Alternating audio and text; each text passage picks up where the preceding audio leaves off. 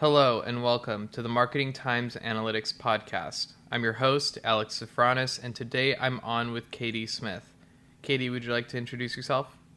Yeah, definitely. So I am a fractional chief marketing officer. So I come into companies that need some marketing leadership and I help them get their greatest ideas off the ground, herd all the cats, get everybody moving in the right direction, and get us going to our ultimate business goals. I want you to ask yourself a question. How much of the data that your business collects is actually used to drive contextual marketing campaigns? The capabilities of the marketing industry are evolving rapidly, and that's great news for businesses. More data is becoming available at increasing levels of granularity, and that data can be used to create better marketing campaigns that better resonate with your key audiences and increase customer conversion rates. Marketing tactics are becoming more focused and contextual, which is bridging the gap between B2B and B2C marketing. At the end of the day, we're marketing to individuals, whether they're buying on behalf of a business or whether they're buying a product or service for their home.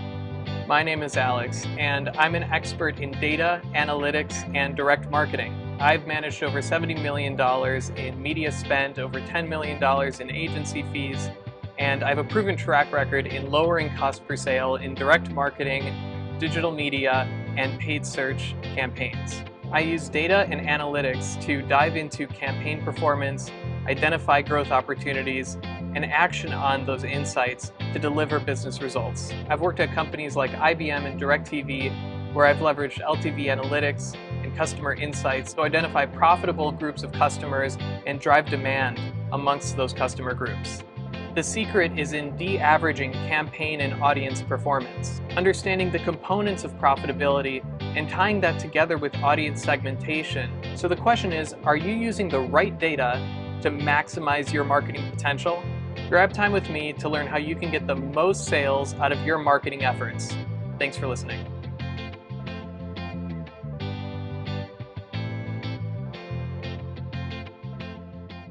So, how have you seen the business goals of marketing change over the last several years?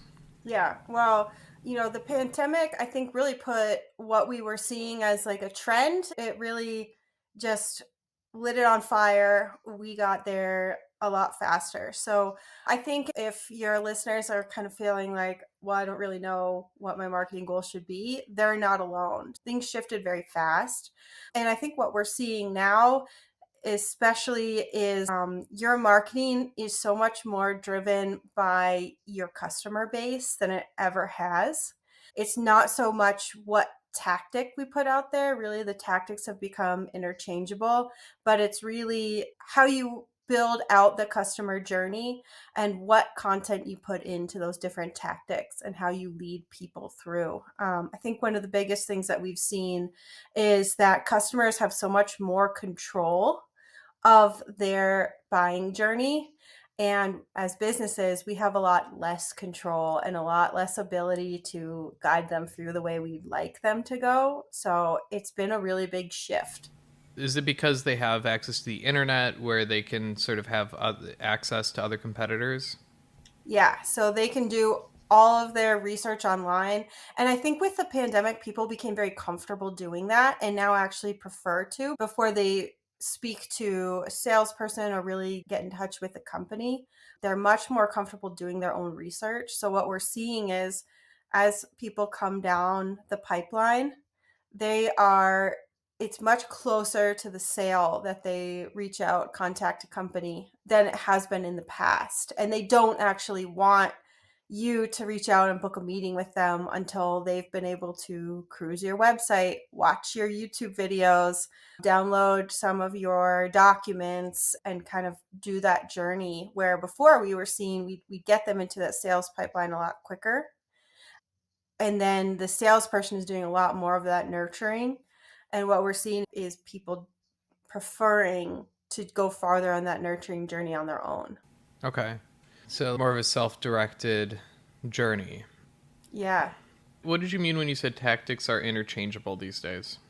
So there are so many, our marketing tactics are sort of like how we get the information out there. So that's SEO, PPC, social media, all of those pieces. And I think a big mistake that I see companies doing is jumping on trends and saying, okay, we have to be on TikTok, we have to be on LinkedIn, we have to be here and there without asking why. Because there's so many places to show up. And if you're a small business, you don't have endless resources. So you have to be very thoughtful about where you put those resources. And what I'm seeing is people trying to do everything and really spreading their resources too thin. And you have to really commit to a platform in order to do well on it. You should choose the tactics that are going to be most likely to be where your customers are. So you have to have a really clear idea of who your customer is, where they're showing up, and then invest in those tactics, build those out, and then you can add on another one. So you don't need to be on TikTok if your customer is not on TikTok. If your customer is on TikTok, then you do need to be on TikTok. Same thing with LinkedIn or any of those other places. You really have to be, but even if you are on those places and you're putting out bad content, it's not going to help you. So you have to be really cognizant of what kind of content you're putting out there and how you are leading your people kind of down their journey, putting out information that's increasingly more helpful to them that they can bump into as they go along their journey. Okay. Yeah, that makes perfect sense. I want to just ask about your background. So how did you get to the role of a fractional CMO? Sure. So my company is Wild Path Consulting because I've definitely taken a non-traditional path into this world. In my 20s, my first 10 years of working, I was an outdoor guide. So definitely not in the business world at all. I was leading people on trips into the wilderness. So hiking trips. I live in Montana. I live outside of Yellowstone National Park. So I was leading horseback riding trips in the park, hiking, cross country skiing. And what I learned, if I think a good analogy for me is if I'm on a horseback trip, I'm leading that. I'm never sitting straight forward in my saddle. I'm always sitting sideways. So I've got one eye looking at my clients, making sure they're happy, they're good, they're comfortable, they're taken care of. And then I've got one eye looking ahead at where are we going? What's in our way? Is there a bear? Is there a moose? Is there a fallen tree that we're going to need to change our path and route around?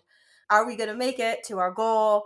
What do we need to do to change that? So those things are always going on in my mind. And I bring that to my work. So after a while, I was like, okay, I'm ready to get into a different career. And what I really like about marketing is, to me, it's that same kind of communication and looking out for people. So when we're looking out for our customers, we're solving their problems. We're making sure that they have everything that they need to succeed and understand how our product or service is going to help them. But then I also love to be that guide for my clients. So I'm the marketing expert.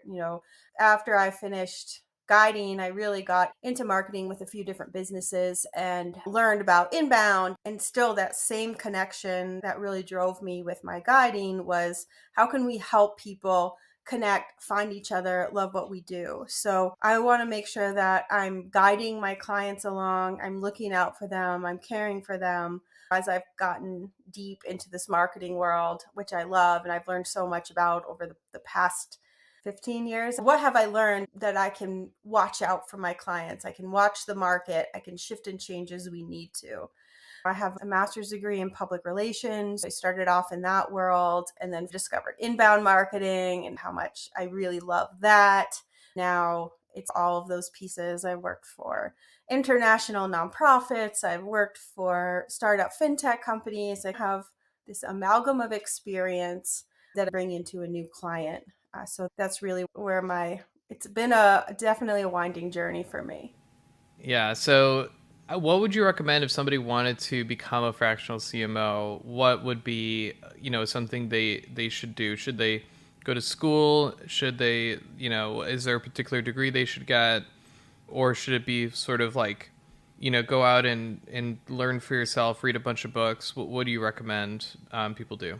So I have a degree in environmental science and psychology. Everything that I've learned is from reading, going to conferences. I think in the marketing world, really going down the specialized rabbit hole that you want to. Learning from experts, going to conferences is the best way to do it. And then gather a lot of different experiences and figure out what you like. What I found is I like being a big picture person. I can zoom down, but really my strength is kind of seeing everything that needs to happen, looking at our goal and building backwards, everything that needs to happen. So figure out what you're best at, what you're passionate about, and then gain the experience that you need, and lots of different kinds of experiences. So some of that can be volunteering, where you have the opportunity to try things out and experiment a little bit. Don't be afraid to try different industries until you find one that you like. I think it's just finding all the opportunities to learn, both from experts, but also getting your hands dirty and learning. I did a lot of volunteering at the beginning, working in a lot of industries. And so now I can take all of that experience and bring it to the C level. And do you work on a particular industry now? Is it So I work with people who are sort of breaking systems. I let my clients be the subject matter experts, and I help them do things differently and stand out in the crowd. So I've worked with nonprofits, I've worked in the construction industry. Yeah, I'm working with a machine shop right now who's doing some pretty fantastic things. So for me, I'm a breaker and I guess a builder. We build something new. So, I think everybody always tells you that you should niche down, you have to niche down, but that doesn't really fit with me. So, you don't have to niche down into an industry if you don't want to. I haven't done that. Yeah, I was going to ask about that. So it's this sort of idea of being a generalist at the fractional CMO level. You have to be a generalist to understand the different components of marketing. How do you gain a broad enough experience to speak from that level? What was that learning curve like for you? And are there still things that you would like to learn to get a full picture of the marketing ecosystem? Yeah, well, I'm always learning. I think the big piece for me is starting out in my career. I have always kind of done things on my terms, and I have tried out a lot of different. I haven't been afraid to go into a new industry, even when I was working not for myself, when I was gaining my experience about marketing. So I don't come into a situation thinking that I know everything. I recognize patterns. It doesn't matter what industry you're in. If you're in a certain level of business, I work with companies who are past the startup stage and they're getting ready to go into growth stage, or they are in a growth stage. They're like, okay, what we did before worked then, but it doesn't work now. We don't know what to do. So I know that that's my sweet spot. There are patterns that it doesn't matter what industry you're in. When you're in that level of business, people are confused. They are kind of throwing spaghetti against the wall. They don't have a real plan for their customers. I recognize the pattern. So I think that's kind of a key thing. Even though I'm in different industries, I'm solving the same problem. My people are experiencing the same emotions. I think that's a big thing. So I always start with listening. I never think that I know what's best and I know everything. I will go on listening tours, I do focus groups. I gather a lot of information and get a lot of input. I don't believe that marketing stays in the marketing department. That's really not, I think it's a whole company piece. Your customer service people have insights on your customers. If you're in manufacturing or you're building a product, your production team has different insights that help you learn. So I try to get into a company and learn all the ins and outs of it. And then I see, what are we currently working with? Where do I think we need to go based on the market? Do we have a talent hole? One of the best things about being a fractional CMO is I have relationships with other specialists. I can bring in somebody here and there, which is different than an agency who kind of will maybe try to put you through their program. I'm a lot more flexible, and I can bring in whoever we need to bring in and build the team and build our program from there. It just starts with that listening and that assuming that I don't know everything. There are so many pieces of marketing that I learn about every day. I have my own, I still go to conferences every year. I take courses. I'm always involved in some kind of learning. I think when you think you don't need it, that's when you start to stagnate. And that's when things get boring or you start to kind of lose your passion for what you're doing. Yeah, totally agreed. You mentioned something interesting about an agency versus a fractional CMO and the benefits. Can you elaborate on what are some of the benefits of going with a fractional CMO over an agency and which businesses would be better suited for each? Sure. So a fractional CMO is in your business. So it's a part of your business. If I'm working with you, I'm your advocate. So whoever we're working with, outside contractors or an agency, I learn your product, I learn your service very quickly.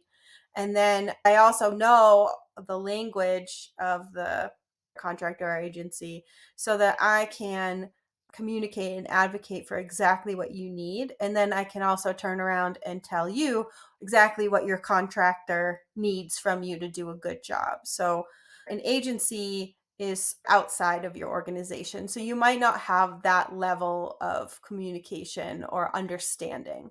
The other thing, a lot of agencies, you kind of have turnkey, they have everything that you need. So you don't have to go out and find a graphic designer, they have a graphic designer. You don't have to find a writer, they kind of take care of finding all of those pieces, which is really great. But if you don't like mesh with what they're doing, you might want a different writing style than their writer. You might want a different design style than their designer. So you're kind of stuck with everything that they have. Where as a fractional CMO, I can kind of bring in people. And I've even done that. I have an agency that I work with and I trust. I bring in a lot. Their graphic designer just wasn't a good connection for a project we were trying to do. And so I said, hey, I'm bringing in this other person who I know can get the design that we want. Um, so it's just a little bit more flexibility. But I think it's price wise, right? If you just need marketing things done, hire an agency and they'll be working with you together. Like if you don't have the budget to also hire leadership, I think that's the difference. A marketing agency can come in and provide you some leadership, but it's going to be based outside on their perspective. A fractional CMO is that marketing strategy leader in your company. And so they're the ones who are going to bring everybody along. So you have to be able to afford and have the resources and have the time to invest in the production of your marketing. And if you bring in a fractional CMO, then you get the efficiency. That's where you get the increased return on investment because I can come in and provide the leadership that everybody needs to do their job better, quicker, more efficiently, and more aligned with your brand. Got it. Yeah, that makes perfect sense. Yeah, and it's there's definitely more benefits to having somebody internally, but like you said, there's some cost elements to that. How is it from your angle working on presumably multiple clients? Does it ever get is that its own challenge? There's almost like psychological safety, stability around just having one company to focus on. So what is it like having multiple companies that you really need to guide? I prefer it that way, actually. I have ADHD, and so the way that my brain works is it's nice to have different problems to solve, even though a lot of the times I am fundamentally doing the same things. But when I have two or three different projects, it keeps my brain fresh. And so I might solve a problem a different way with a different client, and then I can bring that to a new situation that I have with a new client. So it really keeps me interested, it keeps my brain engaged, and it keeps me innovating. I couldn't imagine just doing one client. For my brain, I need more of that stimulation and I need more of different kinds of challenges and problem solvings. And I think that's why this format works really well for me. So for startups, like earlier stage businesses, what is the most common gap in their marketing process? So this is so common. If anybody's experiencing this, they should not feel bad. They should know that this is normal. So it's this constant balance between investing and building the business. So building your business structure, building the people who are going to produce the product, right? And then marketing ends up being sort of like the secondhand thing that somebody who knows how to do a little bit of one piece of it comes in, somebody who knows how to do a little bit of another piece comes in. And I think as a startup, that's okay. You need to think about your marketing as an evolution with your business. So you don't have to come in with a full marketing plan and full marketing gap. When you're starting out and you're being scrappy, be scrappy with your marketing. That's going to work for you. That's going to get you to a next level. But where I find people get stuck is they don't recognize when they need to start investing in marketing. So all of a sudden the business is growing around them, and then they need to bring in more dollars, or what they're doing is not working anymore because their business has changed. And then they're stuck because they've got one person doing the social media whose job has grown, and they should not be focusing on social media, so they're doing it in their spare time, or they're not very spare time, and their marketing program just gets disjointed, where our customers need a very cohesive marketing path. Even though they're not going to follow it straight, they need to be able to bump into one piece of information and then easily bump into the next piece of information.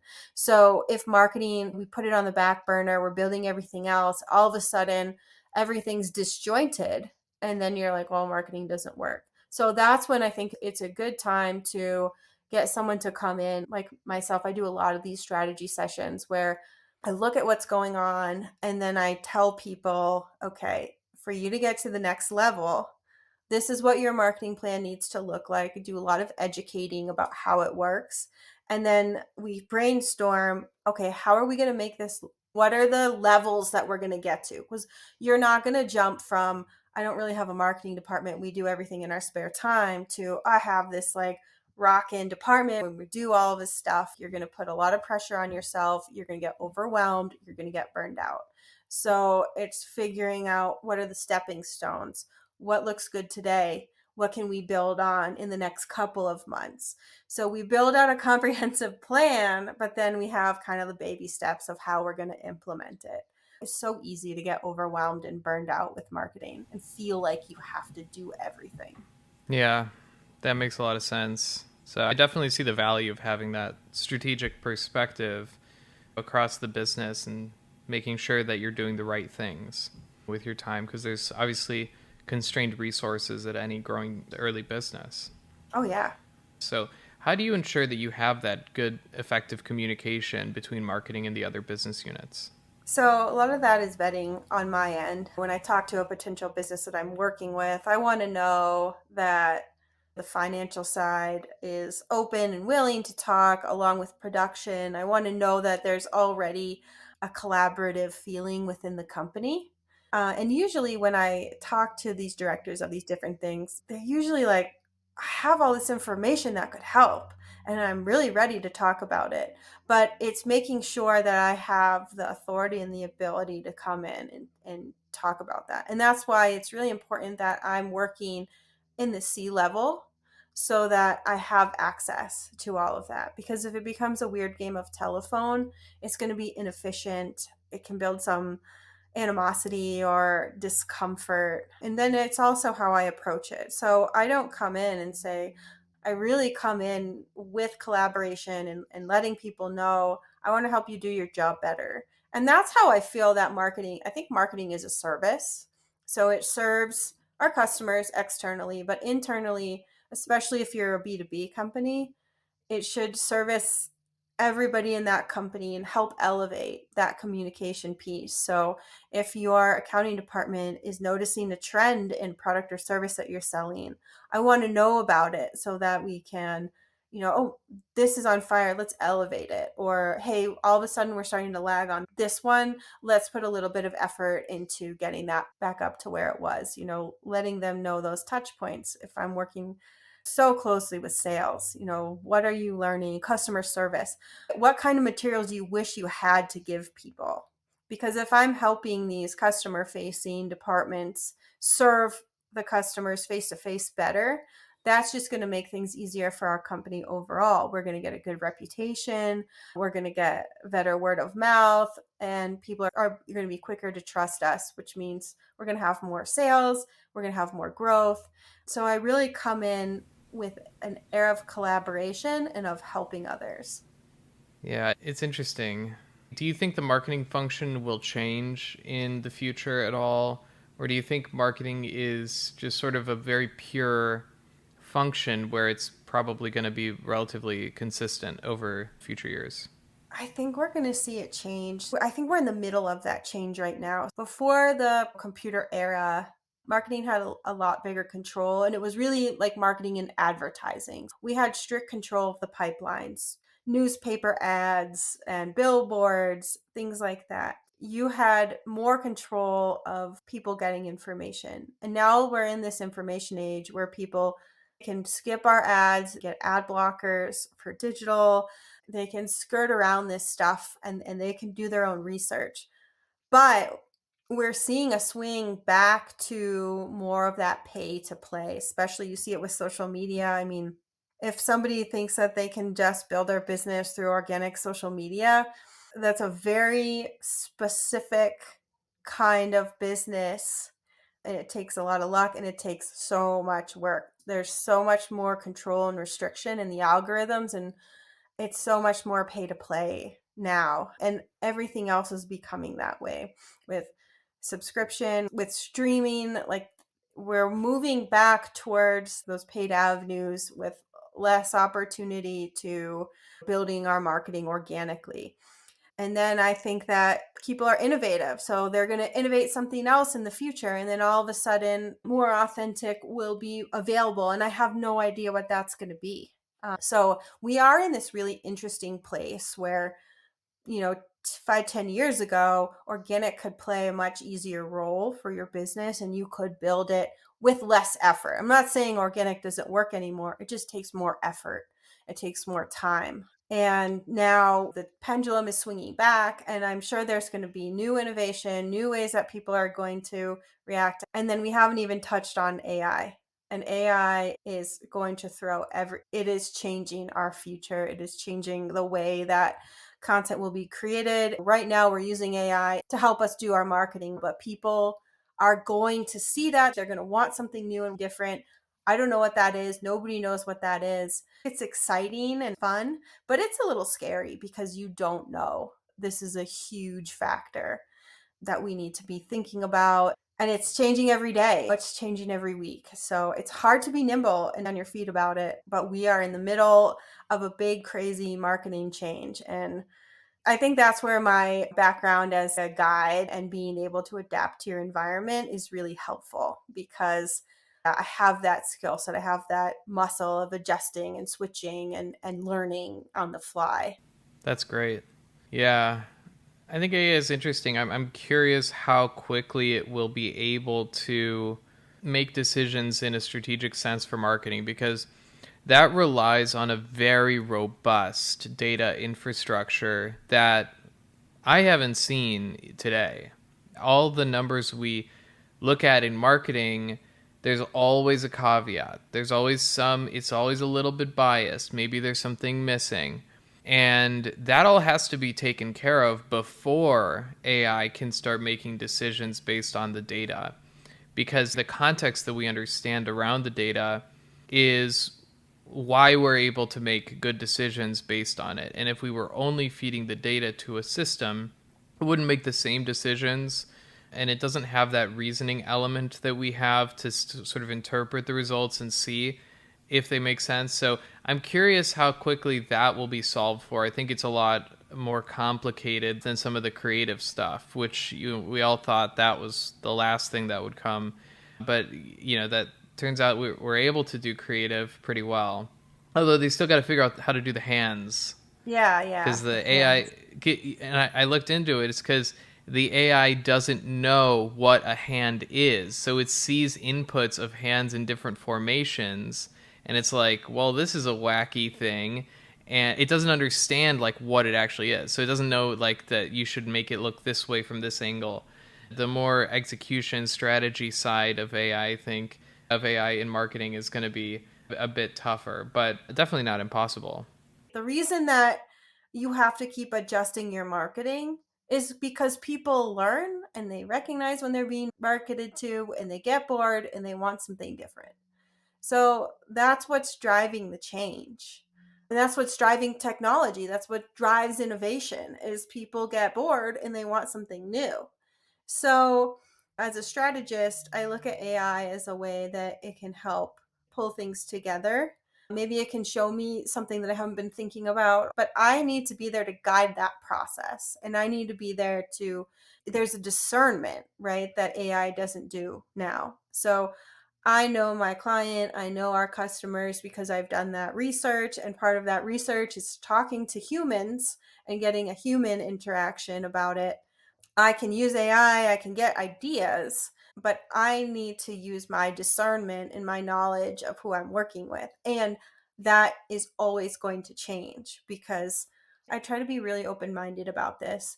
But because I think people are going to adapt and then it's going to be on a whole new level. I don't want to discount humans. Humans are creative, our brains are incredible, and we're always going to be changing before the robots change. I think that's where a human strategist comes in and can help with that. I'm curious about what your take is on personalization in marketing, this sort of trend to hyper personalization. How do you approach that? People want personalization on their terms, right? And so this goes back to the customer journey and building trust. People see the data. Oh, people like personalization. I'm going to personalize everything. But people want personalization when you have a relationship, right? If you barely know someone's name and you address them with their name, it's uncomfortable. It feels weird. But if you get to know somebody and you get to know their likes and what they do, then using their name is really effective. So I think it's important to take that into consideration and adjust your personalization based on how many touches people have had with you. So with digital, I mean, I think you can set that up by using, you know, in your sales program or in your marketing program, when you can track through the IP address how many interactions somebody has had with you. And then there are some programs where you can change that personalization. Top of the funnel, discovery phase products, kind of cool it with that personalization because you haven't built that relationship yet. But when you're developing content for nurture, your email list with people, especially in that delight phase, if they've purchased with you, you can up that personalization and then people like it. That's a cool thing I think that AI can help us with too, is it'll be easier for us to serve up content that they want based on their behavior. And so I think you need to adjust your personalization based on the trust factor that you've built. And you can do that with a lot of programs. You can do that with your marketing qualified lead versus your sales qualified lead and how they go down. You can trigger that. But you don't do personalization blanket across the board. Don't do it before you have a relationship because that is creepy. So you mentioned that you're always learning in marketing. Do you have any recommendations of books or podcasts or anybody to follow online that you'd like to share? Oh, yeah. So I do kind of specialize in B2B. I really like that marketplace. So I follow marketing profs. I'm a member. I go to their conference and they have really great webinars, really great seminars. I just did. I'm in the middle of an AI one. We just did a Google a G4, which was incredibly helpful to figure that out. So they've got a lot going on. If you're interested in AI, I follow Indy Crestadina. He's so great. Pam Dinner is wonderful. And yeah, so that's sort of that learning world that I'm in is definitely like marketing profs and all of their related trainers and brilliant minds. I love that. That's great. Yeah, I think this is a great. It's probably a good ending point. But I think we should definitely do a follow up at some point soon. But I want to thank you, Katie, for joining the podcast. This has been such a great conversation. Yeah, it's been really fun to talk about these aspects. I'm a nerd. I will talk about any aspect of marketing all day long. So I really appreciate the opportunity to chat with you. Absolutely. Thank you, Katie. Thanks everyone for listening. We'll talk to you soon.